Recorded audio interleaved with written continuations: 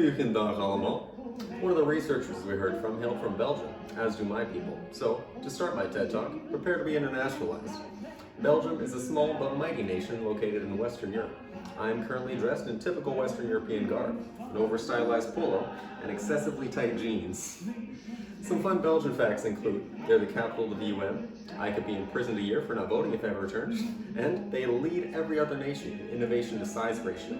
For example, Belgians have given us the Big Bang Theory, the stock trade, and roller skates, as well as some of the more delicious inventions, such as fries, gin, fentanyl, and that one other thing I'm sure you're thinking of. Which brings us to this. If you'll follow me past my tragically skinny Christmas tree, for reasons entirely unrelated to my previous failed attempts at baking a cake, I have fashioned a motor neuron out of Belgian waffles and the other essential food groups. Come take a look. Yeah. A quick overview of the anatomy. Various signals will enter the cell through the dendrites and soma, represented by these tasty bacon strips. These Belgian waffles make up the axon, which is responsible for conducting an action potential all the way down the cell to the terminal buton, seen here as this powdered donut. Signaling begins within the dendrites, which receive synaptic input from many different neurons within the spine.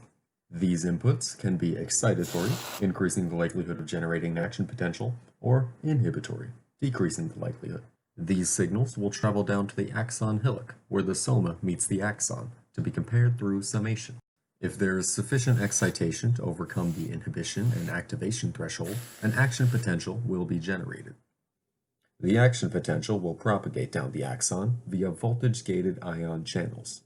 At threshold, channels will open allowing positive sodium ions in, depolarizing the cell.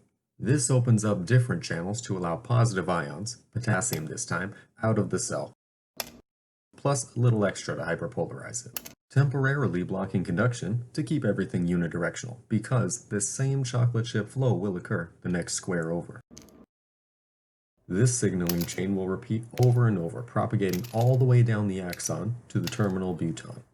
Depolarization at the end here triggers an intake of positive calcium ions, causing synaptic vesicles to migrate towards the synapse and exocytose a whole bunch of neurotransmitter. This is how the signals arrived at the dendrites. However, since this is a motor neuron, it will instead synapse directly onto the muscle fibers. Now, this is a working model, and to demonstrate, I'm going to apply electrical stimulation to the dendrite. And you will see this electrical signal will propagate through the dendrites, down the axon, all the way through the motor neuron, where it will innervate the muscle, causing a contraction. In this case, that will be my muscle. Don't tase me, bro. You have a lump. Ah. Yep, that works, as you can see. Flawless experiment.